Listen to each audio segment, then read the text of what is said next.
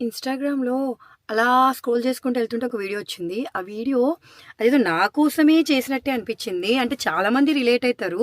First ఆ video చూసేసేయండి. తర్వాత మాట్లాడుకుందాం.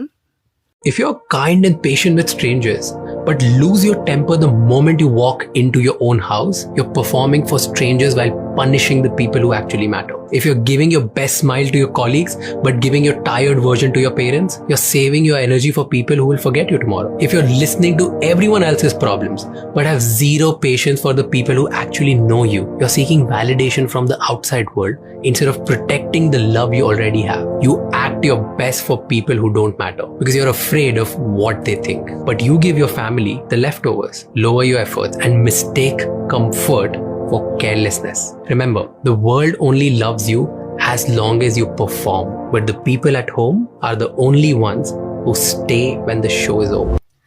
సో, అది అందరి విషయాలలో అది కరెక్టే. మోస్ట్‌లీ చాలామంది మనం అలానే ఉంటాము. మన జాబ్ దగ్గర కానీ, మనం చేసే వర్క్ ప్లేస్‌లో నవ్వు రాకుండా నవ్వుతూ మాట్లాడతాము.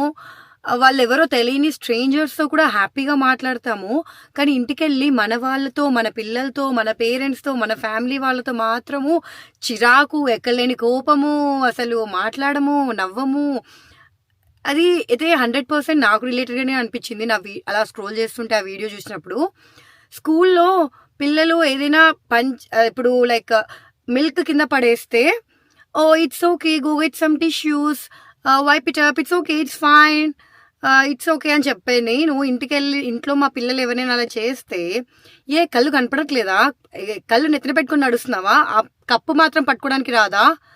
అన్న కోపం వచ్చేస్తది. అరిచేస్తాము. లేదంటే ఏదో ఒక విషయంలో చిరాకొచ్చేస్తది.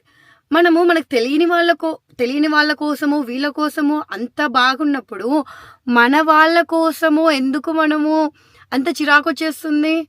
నా పిల్లలు, మీ వైఫ్, మీ హస్బెండ్, మీ పేరెంట్స్, మీ వాళ్ళ దగ్గర ఎందుకు మనము మంచిగా మాట్లాడలేము? నేను కూడా అంతే. ఎక్కడ అంతా ఇంట్లోనే చూపిస్తాము. వీళ్ళ దగ్గర మాత్రం నవ్వు రాకుండా మన స్ట్రేంజర్స్ తెలియని వాళ్ళ దగ్గర మాత్రము నవ్వుకుంటూ మాట్లాడేస్తాము. సో, ఇది చాలా ఆలోచించాల్సిన విషయము. Trying to work on it. నాకు తెలీదు ఎంతవరకు అవుతుందో. మనము బయట ఉన్నంత వరకు ఎంత బాగుంటామో, ఇంట్లో మనదంతా మన వాళ్ళ మీద చూపిస్తాము. సో, కొంచెం ఆలోచించాలి. ఏమి కాని వాళ్ళ కోసము అంత బాగున్నప్పుడు మన వాళ్ళ కోసం ఇంకెంత బాగుండాలి? ఆలోచించండి.